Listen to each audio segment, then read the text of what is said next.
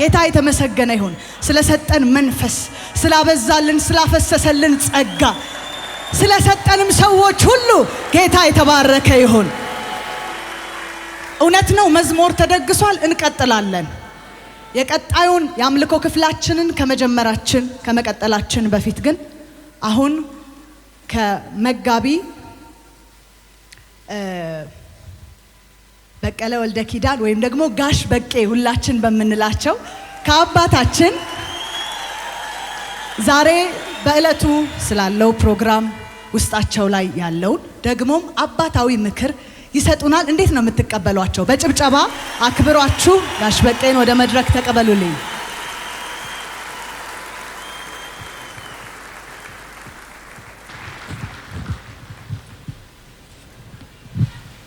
ከቆማችሁ ጥሩ ነው። ብዙ አላቆማችሁም፣ ግን የተቀመጣችሁም ተነስታችሁ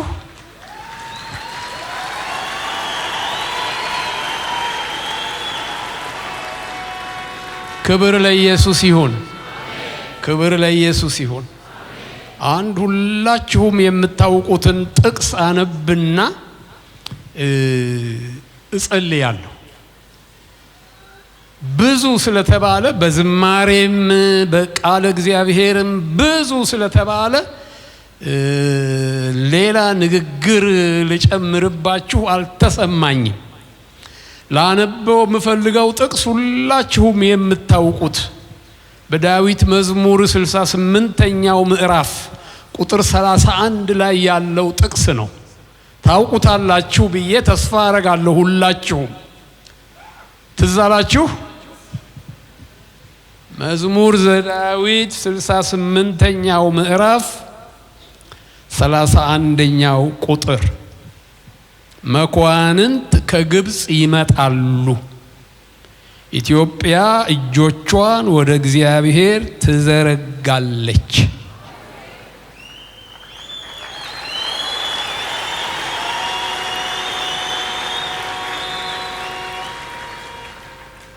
ይሄ ሁላችንም የምናውቀው ቃል ነው። ብዙ ጊዜ የምናስበው ቃል ነው። የምንጸልይበትም ቃል ይመስለኛል። ብዙዎቻችን አዲስ ገና ወደ ጌታ የመጡ ካልሆኑ በስተቀር ቆየት ያልነው ሁላችን ይሄንን ቃል መሰረት በማድረግ ከዚህ ጉባኤ ጋር አብሬ ለመጸለይ እፈልጋለሁ። ተስማማላችሁ? ይሄንን ቃል እግዚአብሔር እውን እንዲያደርገው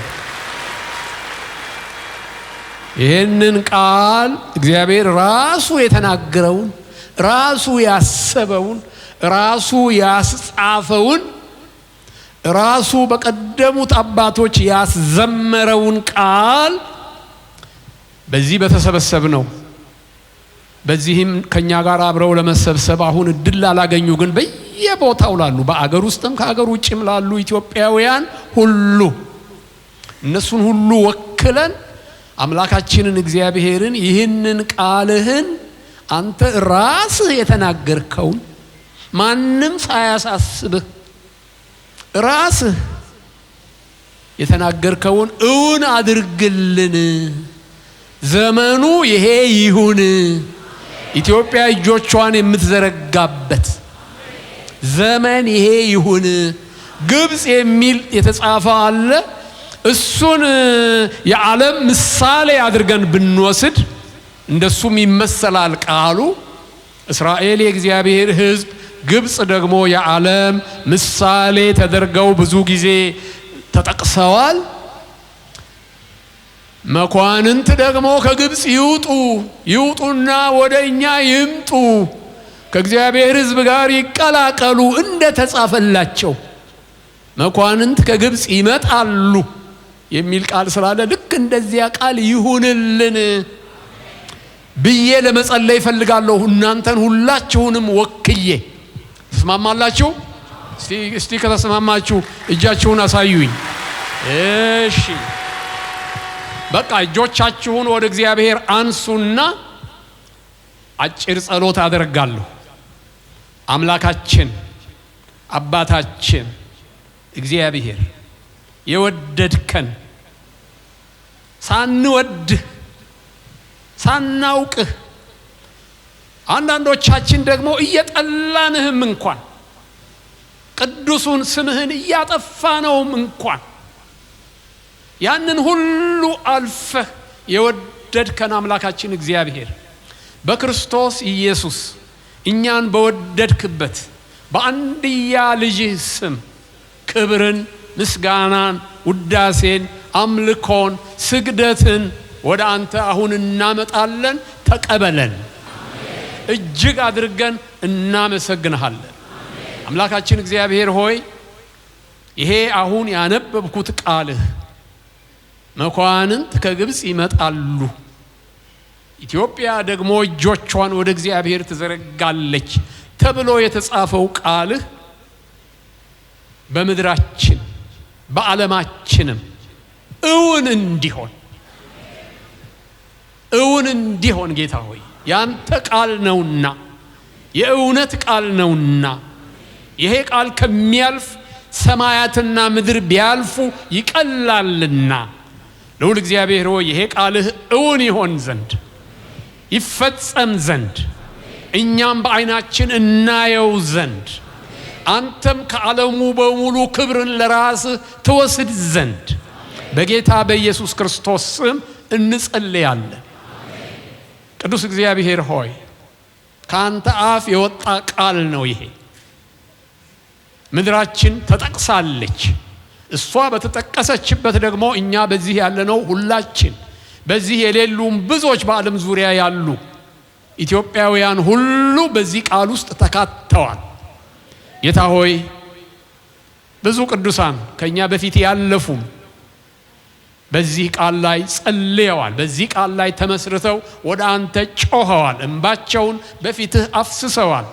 ልዑል እግዚአብሔር ሆይ ይሄ ቃልህ ይፈጥን ዘንድ ይፈጸም ዘንድ ዓለምም ሁሉ በዓይኖቹ ያየው ዘንድ አንተ እንደተናገርክ አንተም በእጅህ እንደፈጸምከው ዓለም ሁሉ ይረዳ ዘንድ በጌታ በኢየሱስ ክርስቶስ ስም በዚህ ታላቅ አዳራሽ ውስጥ የተሰበሰብን ልጆችህ እኛ እንጸልያለን። በአንድያ ልጅህ ዓለሙን በወደድክበት በጌታችንና በመድኃኒታችን በኢየሱስ ክርስቶስ ስም እንጸልያለን። ኢትዮጵያ እጆቿን ወደ አንተ ወደ ልዑል እግዚአብሔር ታነሳ ዘንድ በንስሐ ታነሳ ዘንድ በመመለስ ታነሳ ዘንድ አንተን በመፍራት ታነሳ ዘንድ እንደ ቃልህ ጌታ ሆይ አንተን በመፍራት አንተን በመውደድ ለአንተ በመታዘዝ ሌሎች ሰዎችን ሁሉ በማፍቀር ቅድም ከቅዱሱ ቃልህ እንደተነገረ ይሄንን ታደርገው ዘንድ በጌታ በኢየሱስ ክርስቶስ ስም እንለምንሃለን። ልዑል ሆይ የበጎ ነገር ሁሉ የመልካም ነገር ሁሉ ምንጭ አንተ ነህ፣ አድራጊውም አንተ ነህ። ልዑል እግዚአብሔር ሆይ ይህንን ከአፍህ የወጣውን ቃልህን በምድራችን ትገልጠው ዘንድ ትመሰክርለት ዘንድ ተግባራዊ ታደርገው ዘንድ በጌታ በኢየሱስ ክርስቶስ ስም እንለምንሃለን። ጌታ ሆይ ሁላችንም አንተን በመፍራት እንታወቅ ዘንድ ምድራችን አንተን በመፍራት ትታወቅ ዘንድ ሕዝቦቿ እርስ በርሳቸው በመፋቀር እርስ በርሳቸው እጅ ለእጅ ልብ ለልብ በመያያዝ ይታወቁ ዘንድ ስማቸው ይሄ ይሆን ዘንድ በጌታ በኢየሱስ ክርስቶስ ስም ጸለይ። አንተ ደግሞ እንደ ሁሉን ቻይነትህ እንደ ታላቅነትህ ለስምህ እንዳለው ቀናኢነትህ ይሄንን ትተገብረው ዘንድ ይሄ በምድራችን ላይ ይገለጥ ዘንድ በዙሪያችን ላሉ ሁሉ እስከሚታወቃቸው ድረስ እግዚአብሔር እንደተናገረ የተናገረውንም በእጆቹ እንደተገበረ እስከሚታወቃቸው ድረስ ይሄን ቃልህን እንድትፈጽመው በጌታ በኢየሱስ ክርስቶስ ስም ለመንህ። ስለሰማህን ተመስገን። ክብር ሁሉ ላንተ ይሁን በኢየሱስ ክርስቶስ በጌታችን ስም አሜን። ጌታ ይባርካችሁ። ቁጭ በሉ።